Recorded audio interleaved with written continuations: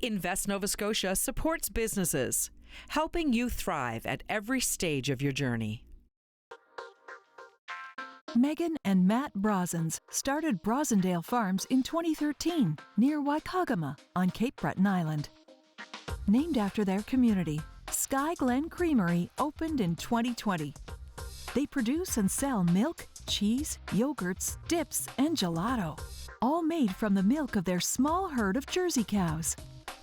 The farm is largely Matt's domain, while the creamery is Meghan's brainchild.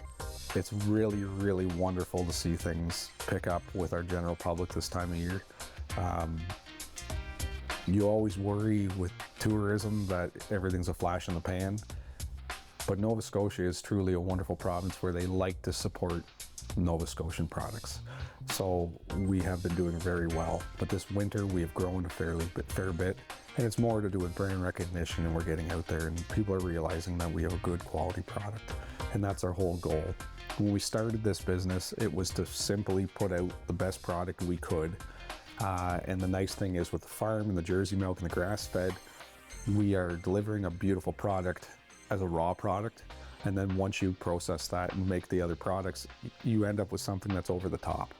And I mean, it's Meg too. Don't get me wrong. There is, you know, she has magic in there too. But the raw product that she gets delivered is truly, it's a wonderful product to start off with and work with. Making any of their products begins with milking the cows. The robotic milker not only takes care of that job, but also provides useful data on how their cows are doing, so they can react accordingly. Jersey cows are grain motivated, so a little bit of grain in the robot keeps them occupied, while they're cleaned, sanitized, milked, and sanitized again over about 7 minutes. On average, each cow is milked about 3 times per day, up to a maximum of 6 sessions, producing about 22.5 liters of milk. The milk is vacuumed into a jar, where it's weighed before it goes through a filter and gets added to their 3,200-liter bulk tank.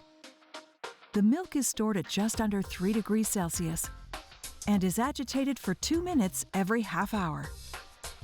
Every 2 days, a Dairy Farmers of Nova Scotia truck collects the milk for further processing. This is also when the bulk tank is emptied and washed.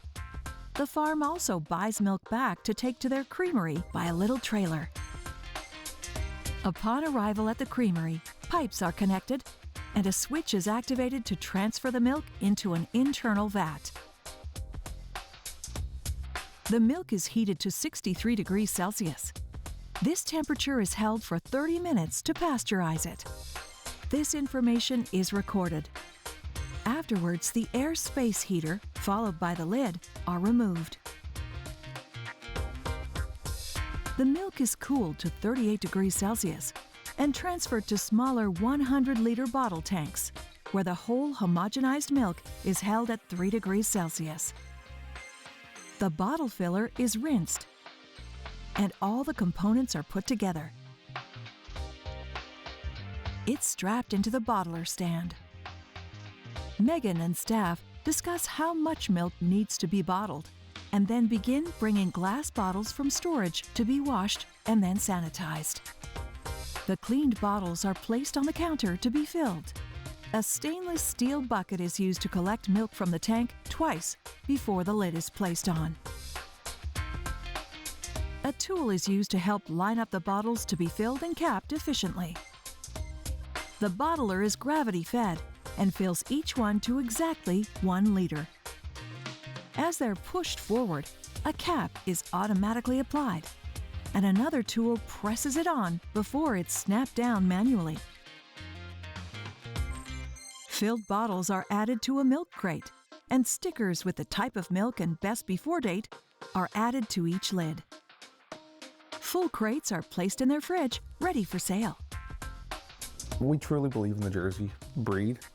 And when you have Jersey milk, which right now, last I checked, it was like a 5-6 fat and a 4-6 or 4-2 protein, you have like a really rich product to start with.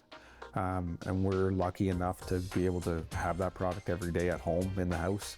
So we kind of thought, well, maybe push this forward. Nova Scotia is On the smaller side, as far as these small processors, I think there's 3 on-farm processors in Nova Scotia, including us. So with that being said, like the market's it's not saturated, so you kind of get in early and then you have room to grow. And then we're at the other end of the province where there's nothing going on, so we thought we'd take advantage. We're the only dairy processing in Cape Breton. The milk in this vat is allowed to cool to 32 degrees Celsius to begin making brie. Cultures are measured and added to the milk. This is stirred in for 2 minutes. Coagulant, a vegetarian rennet, and calcium chloride are taken out of the refrigerator. A tablespoon of each ingredient is added to water to dilute them. They're poured in the vat and stirred in for 30 minutes. Once everything is blended, the machine is stopped and the stir paddle is removed. The curd knife is sanitized and rinsed, then used to manually cut the curds before being set aside. A shovel is used to stir the curds at separate intervals to keep them suspended in the whey. After the last stir, the lid and vat is shifted on an angle. The shovel is placed in the vat near its drain to eventually keep curds from falling through. Frames for brie molds are prepped, including a base, middle, and top. A foot pedal is used to open a valve draining whey into buckets. This byproduct will be used as a fertilizer on their farm. A scoop is used to grab curds and pour them into the frames. Each of the 3 layers are filled evenly and then stacked together. As curds still remain, they are added to independent frames until the vat is empty. The vat is immediately cleaned, hosed, scrubbed, and sanitized. After 30 minutes, all of the brie is flipped before being left to rest in the frames overnight. The next day they are salted and left to rest again. On the 3rd day, they're cultured with penicillium. The penicillium is added to a bowl. The brie is then dunked in and placed on trays. The trays then go in a controlled environment. This environment ages the cheese for 2 months, forming brie's distinct white shell. After 10 days, the finished brie is packaged and labeled to be sold. Skye Glen Creamery delivers products made with Brosendale Farms milk to customers on and off the island through local orders like those from Cape Breton Food Hub.